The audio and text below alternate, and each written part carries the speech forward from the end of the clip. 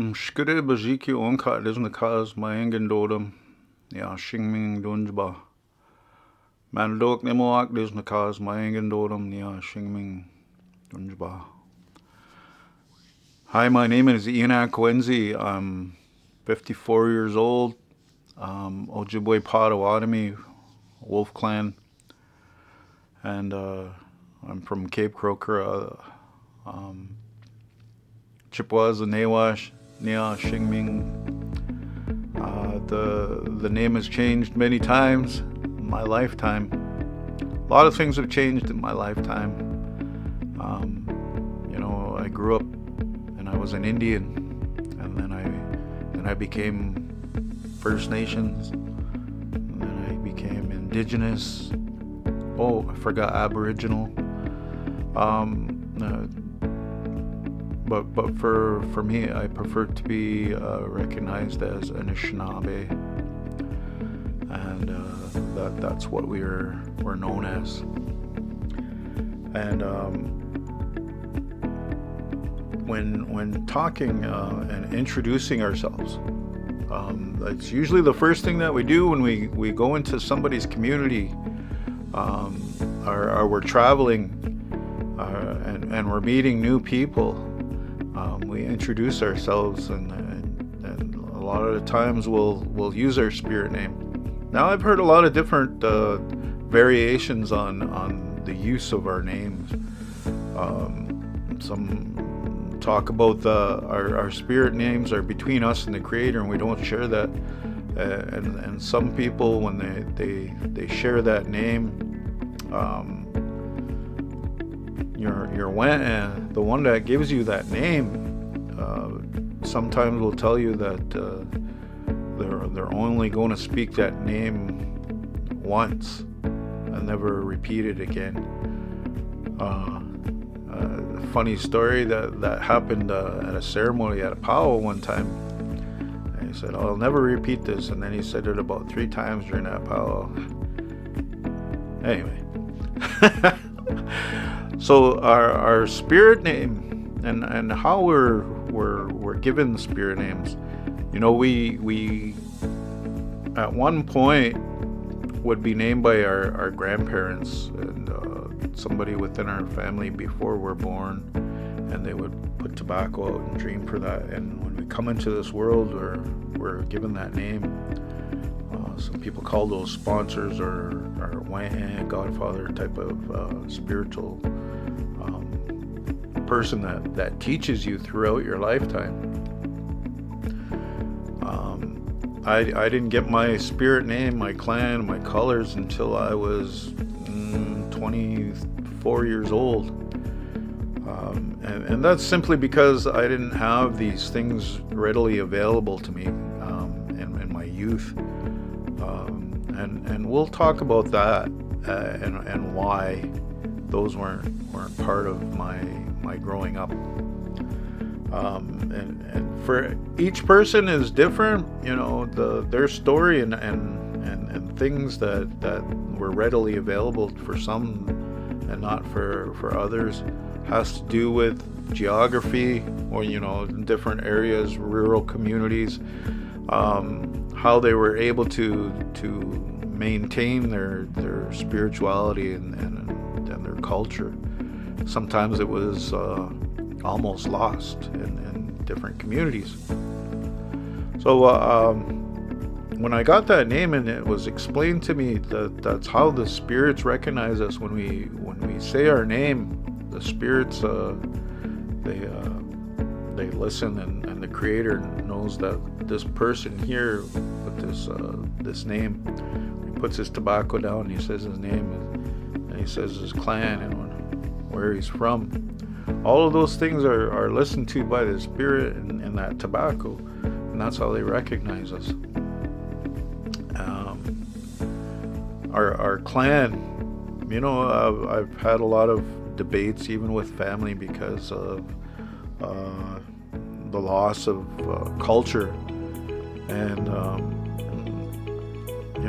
my teacher had come to share with me that we're patriarchal which means we follow our father with the Ojibways. And I know that the Haudenosaunee, they're matriarchal and they follow their mother's clan. Now, that's not to say that it's, I've heard people say it was misogynistic to say that we follow our fathers, but it was just a way that we were able to establish family. And, when I went looking for it, now here's when certain things, I don't want to get too political, but the culture and that way of life wasn't on a lot of the communities. Back home, I went to my both grandparents on both sides of my family, and I asked what our clan was, and they said we don't know, and we weren't shared that information when we were young, and it was lost. And I tried really hard. And then I think the thing that happens the most is that we're so in need of answers that we're willing to take all that knowledge as firsthand, that this elder must have these answers. And when I went looking for my clan, my father told us that we were Snipe Clan, and I just, okay. I held on to that for a while, and then it was like, it's not making much sense to me. And the more that I did research, I found out that Snipe Clan is a Haudenosaunee clan. I read it in a book that my friend had, and I was like, okay, maybe I'm Haudenosaunee. I don't know. That's not what I was told growing up. So when I did get my clan, I found out that I'm Wolf Clan, and I was given that by the late Nelson Shogunosh Sugar Bear, and he told me that the wolf he seen when I gave him tobacco and he smoked his pipe, and he said, I seen that wolf come out, and he's the one that accepted you and took you, because a lot of our clan systems were lost through history, and just for the lack of knowledge.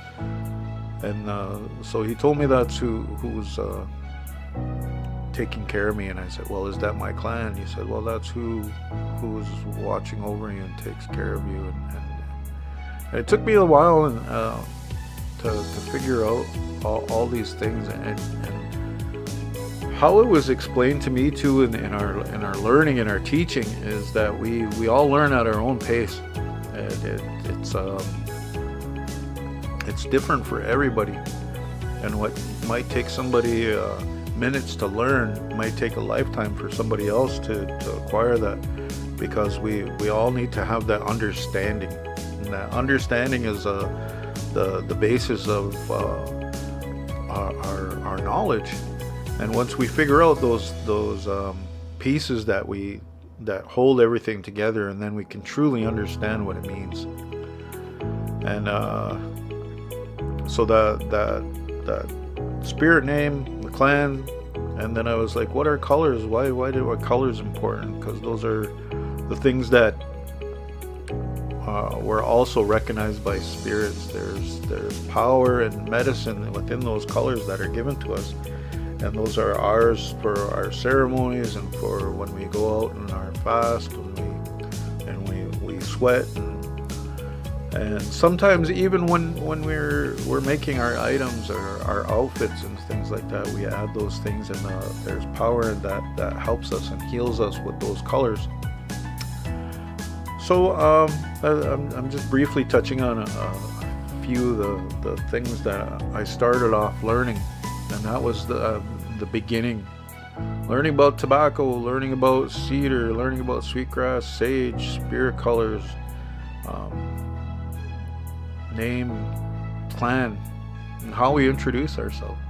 And I think that a lot of people lately have been getting a little bit oversensitive and about somebody asking, who are you?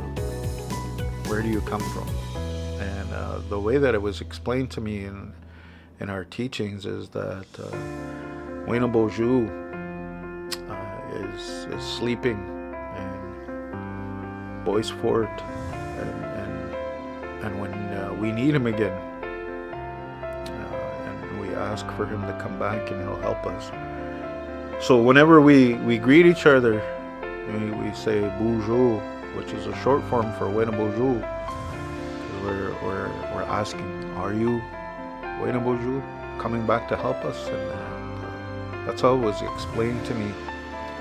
So when we're greeting one another, we're actually trying to find out, are we related? How are we related?